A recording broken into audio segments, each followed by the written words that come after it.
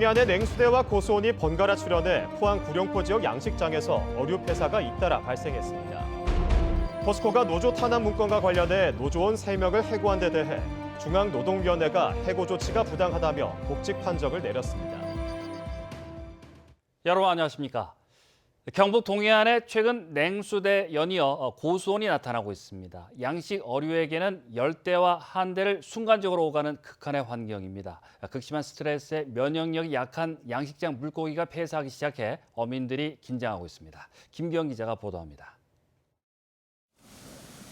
포항 구룡포 양식장을 시작으로 어제부터 양식장 3곳에서 넙치와 강도다리 12,000여 마리가 폐사했습니다. 아직까지 많은 양은 아니지만 고수온 때문에 폐사가 이어지지 않을까 어민들은 걱정입니다. 포항 구룡포와 장기, 경주, 월성 등 동해안 남부 지역은 수온이 대부분 고수온 주의보가 발령되는 28도에 근접했습니다.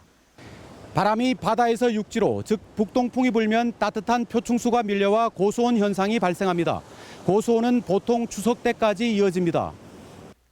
수심 0m에서 23도인 수온은 10m 내려갈 때마다 2, 3도씩 떨어져 바람이 육지에서 바다로, 즉 남서풍이 불면 순식간에 바닷물이 뒤섞여 냉수대가 나타납니다. 밤에는 물이 이제 자기한테 적정한 온도니까 견디기 좋으니까 괜찮고, 낮에는 갑자기 온도가 4, 5도 차이가 나니까 고기가 힘이 없지. 경북 동해안 양식장 87곳에서 키우는 어패류 1,338만 마리 대부분은 강도다리와 조피볼락, 넙치 등 고수온의 약한 품종이어서 수온 관리가 중요합니다. 지난해 경북에서 80만 마리가 폐사하자 포항시는 예산을 바로 집행할 수 있도록 편성해 놓았습니다. 올해는 자연재해 선제적 대응을 위해서 국도 11을 당초 예산을 편성해서 액화산소 순환 펌프, 얼음 공급을 선제적으로 지원할 수 있도록. 포항시는 주말과 휴일에도 수산 분야 공무원 2분의 1을 비상 소집해 양식장 폐사에 대비하고 있습니다. MBC 뉴스 김기영입니다. 포항에서 음주운전에 적발된 뒤에 잠적한 해병대 장교가 부산에서 발견됐습니다. 해병대 1사단에 따르면 지난 14일 오후 10시 반쯤 부산의 한 모텔에 있던 해병대 중위 25살 A씨를 경찰이 발견했으며 건강에 별다른 이상이 없는 것으로 알려졌습니다. A씨는 지난 11일 새벽 포항시 죽도동에서 면허 취소 수준인 혈중 알코올 농도 0.101% 상태에서 차를 몰다 적발된 뒤에 출근하지 않아 경찰이 소재를 파악해왔습니다.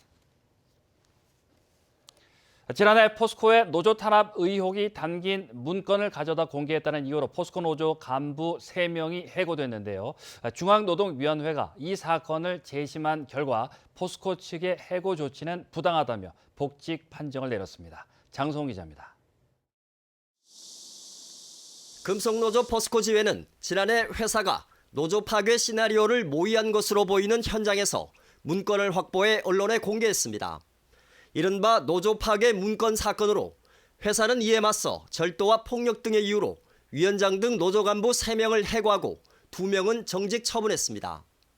이 사건을 재심한 중앙노동위원회는 해고는 지나친 징계라며 초심인 지방노동위의 기각 판정을 번복해 복직 판정을 내리고 정직 처분은 초심을 유지했습니다. 노조 측은 이번 결정은 당연한 결과로 회사가 이달 초 중앙노동위의 화해 권고마저 거부하는 등 노사관계 회복을 위한 최소한의 노력도 하지 않고 있다고 비판했습니다. 특히 금속노조 포스코 지회가 설립된 지 1년도 되지 않아 노조원 22명에게 정직 등의 징계 처분을 했다며 더 이상 징계를 노조 탄압의 수단으로 악용하지 말라고 요구했습니다. 최종 회장은 부당한 이유로 노조를 징계하고 있고 정근대적인 노사 문화로 태도로 일관하고 있습니다.